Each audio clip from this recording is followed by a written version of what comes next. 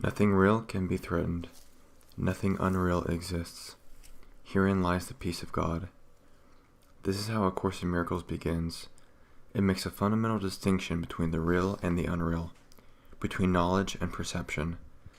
Knowledge is truth, under one law, the law of love or God. Truth is unalterable, eternal, and unambiguous. It can be unrecognized, but it cannot be changed.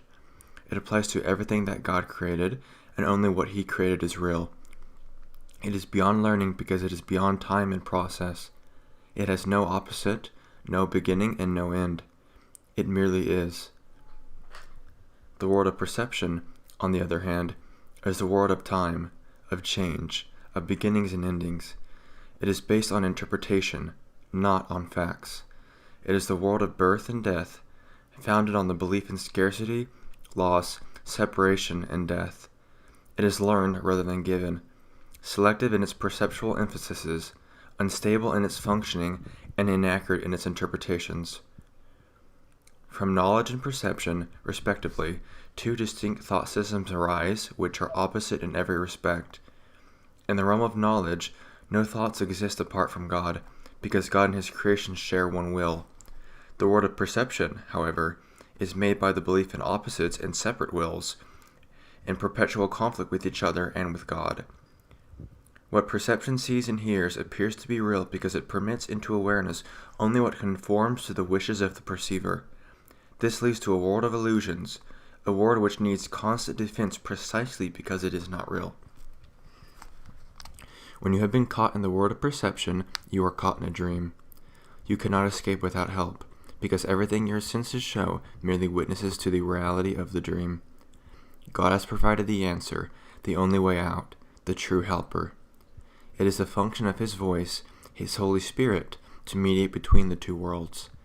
He can do this because, while on the one hand, He knows the truth, on the other, He also recognizes our illusions, but without believing in them.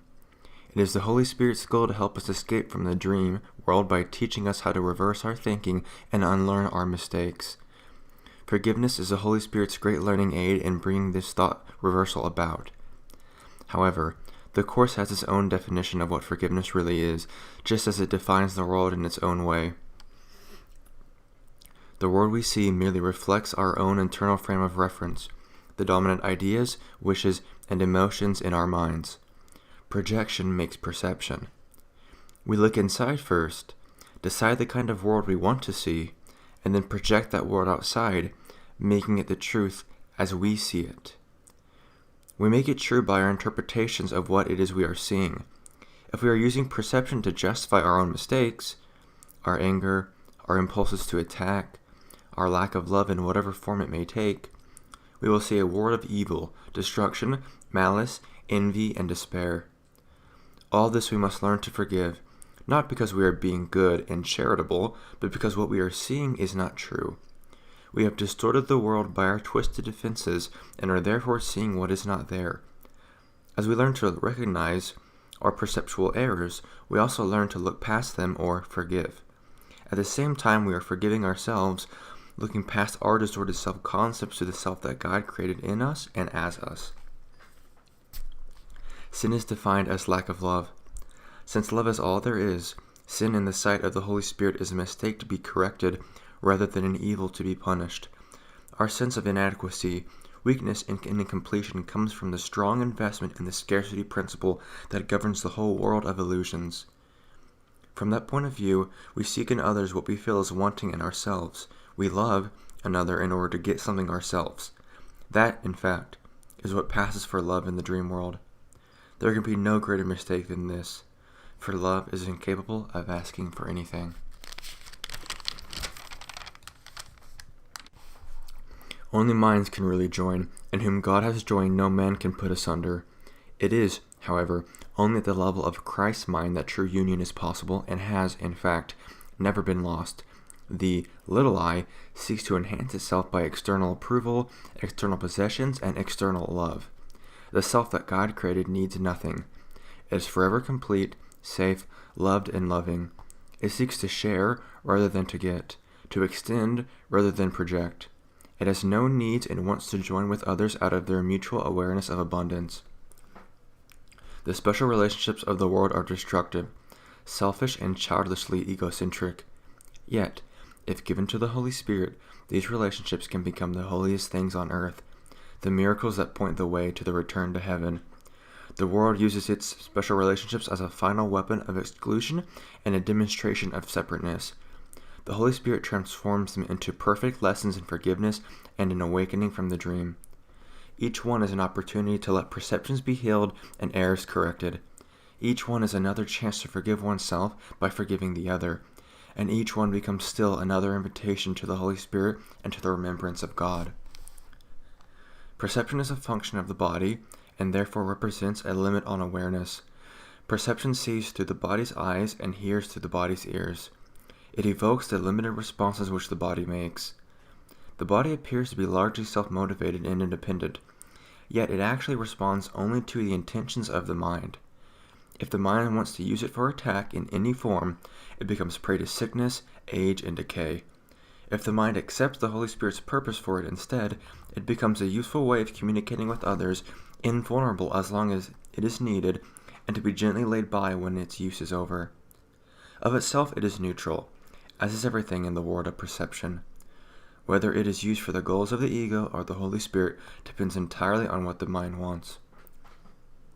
The opposite of seeing through the body's eyes is the vision of Christ, which reflects strength rather than weakness, unity rather than separation, and love rather than fear. The opposite of hearing through the body's ears is communication through the voice for God, the Holy Spirit, which abides in each of us. His voice seems distant and difficult to hear because the ego, which speaks for the little, separate itself, seems to be much louder. This is actually reversed. The Holy Spirit speaks with unmistakable clarity and overwhelming appeal. No one who does not choose to identify with the body could possibly be dead to his messages of release and hope, nor could he fail to accept joyously the vision of Christ in glad exchange for his miserable picture of himself. Christ's vision is the Holy Spirit's gift, God's alternative to the illusion of separation and to the belief in the reality of sin, guilt, and death. It is the one correction for all errors of perception, the reconciliation of the seeming opposites on which this world is based. Its kindly light shows all things from another point of view, reflecting the thought system that arises from knowledge and making return to God not only possible, but inevitable. What was regarded as injustice done to one by someone else now becomes a call for help and for union. Sin, sickness, and attack are seen as misperceptions calling for remedy through gentleness and love. Defenses are laid down because where there is no attack, there is no need for them. Our brothers' needs become our own, because they are taking the journey with us as we go to God. Without us, they would lose their way. Without them, we could never find our own. Forgiveness is unknown in heaven, where the need for it would be inconceivable. However, in this world, forgiveness is a necessary correction for all the mistakes that we have made. To offer forgiveness is the only way for us to have it, for it reflects the law of heaven, that giving and receiving are the same. Heaven is the natural state of all the sons of God as He created them. Such is their reality forever. It has not changed because it has been forgotten. Forgiveness is the means by which we will remember. Through forgiveness, the thinking of the world is reversed. The forgiven world becomes the gate of heaven because by its mercy we can at last forgive ourselves.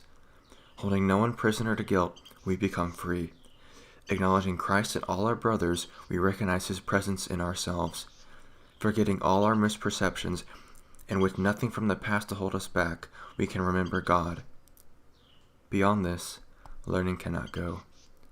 When we are ready, God Himself will take the final step in our return to Him.